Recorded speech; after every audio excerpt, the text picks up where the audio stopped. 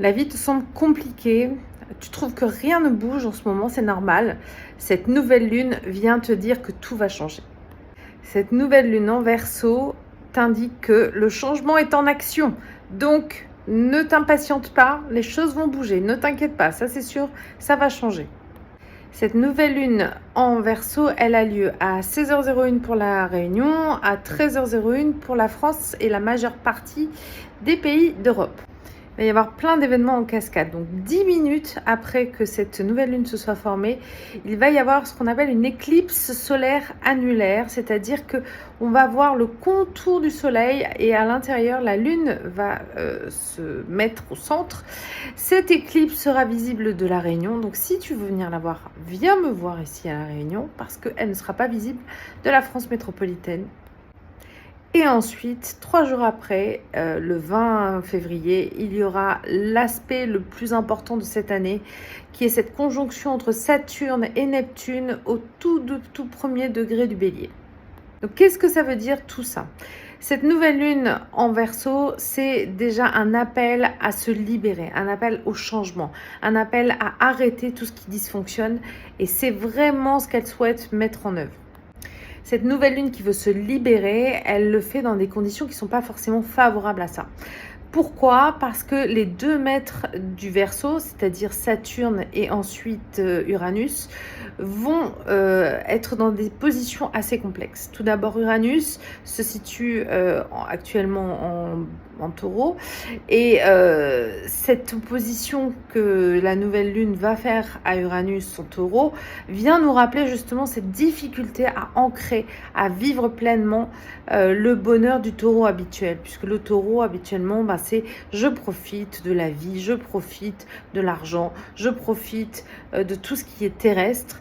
Et là, cet aspect de tension qui est un carré met en œuvre, en fait, mais montre que cette nouvelle lune, elle n'est pas vraiment en phase avec ça, en fait.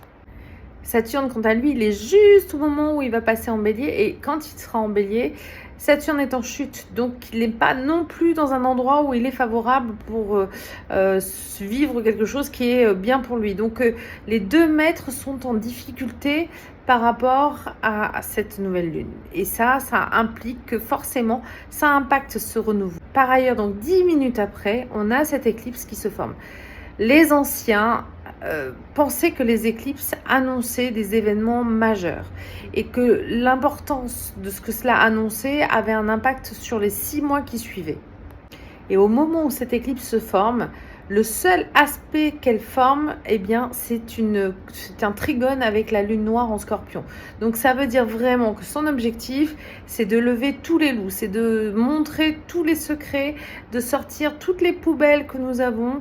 Bien évidemment, de mettre aussi de la lumière dans l'ombre, c'est ça aussi l'objectif du Scorpion. Cependant, il y a vraiment une idée que l'on va sortir tous les dossiers qui sont compromettants, qui ne fonctionnent pas bien.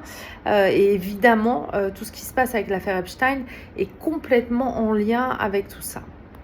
Je vous ferai d'ailleurs une vidéo sur le thème natal de Jeffrey Epstein parce qu'il est intéressant de voir à quel point il y a des corrélations entre son thème et ce qui va se passer justement avec cette conjonction dont je vous parlais tout à l'heure.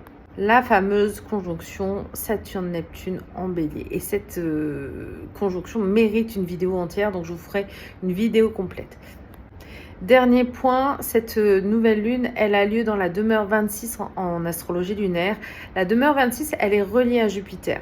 Et quand on l'observe comme ça, en fait, Jupiter, il faut savoir que c'est quand même la planète bénéfique qui nous apporte de la chance, qui aussi amplifie les choses. Et forcément, pour le coup, on peut se dire que contrairement aux apparences où on a l'impression que cette nouvelle lune, elle vient débusquer des choses qui ne sont pas forcément agréables pour nous en libérer, évidemment,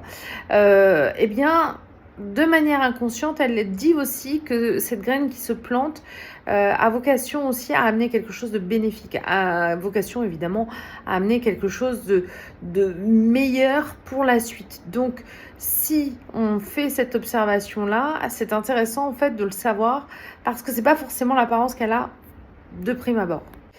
Il est possible que cette fameuse ère du Verseau, pour laquelle on a beaucoup cru qu'elle démarrait autour de 2020 avec l'histoire du Covid, Finalement, avec les aspects et les différentes situations que l'on peut être amené à voir en ce moment, ne démarre là que maintenant. Il est compliqué de dire exactement à quel moment cette ère démarre, mais le fait que cette nouvelle lune soit en Verseau, le fait que dans l'enchaînement on ait une éclipse et de quelques jours après cette conjonction, peut être en tout cas un indicateur que ça peut être justement maintenant que les choses se mettent en place.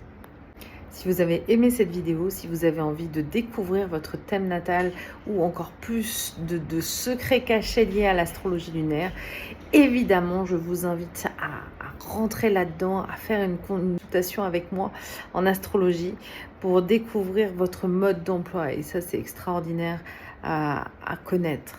C'est très facile. Tu cliques sur celunestella.com et tu prends rendez-vous dessus. À très bientôt.